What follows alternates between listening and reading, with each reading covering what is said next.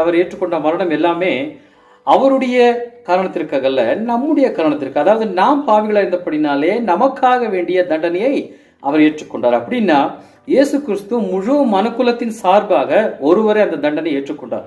அப்ப இதை தான் இயேசு கிறிஸ்து சொல்லுகிறார், நான் உயர்த்தப்படும் பொழுது உங்கள் எல்லாரையும் என்னிடத்தில் இழுத்துக்கொள்வேன் அப்படின்னா என்ன அர்த்தம் அப்படின்னா, என்னுடைய மரணத்திற்குள்ளாக உங்கள் எல்லாரையும் நான் வைத்துக் கொள்கிறேன், நீங்கள் எல்லாரையும் என்னுடனே கூட அந்த மரணத்தை நீங்கள் மரணிக்க போகிறீர்கள் அப்படின்னு சொல்லி அவர் சொல்லியிருக்கிறார். அப்ப இதை தான் நான் இப்போ உங்களுக்கு தெளிவா சொல்ல போறேன். இன்னொரு இடத்துல இன்னொரு வசனம் நான் சொல்றதை காமிக்கிறேன். தீத்து புஸ்தகத்துல 3ஆம் அதிகாரம் அங்க ஒரு வசனம் சொல்லியிருக்கு பாருங்க. 5வது வசனம், நாம் செய்த நீதியின் கிரியைகளின் நிமித்தம் அவர் நம்மை ரட்சியாமல் தமது இரக்கத்தின்படியே மறு ஜென்ம முழுக்கினாலும் பரிசுத்த ஆவியினுடைய புதிதாக்குதலினாலும் நம்மை ரட்சித்தார் அப்படின்னு எழுதியிருக்கு.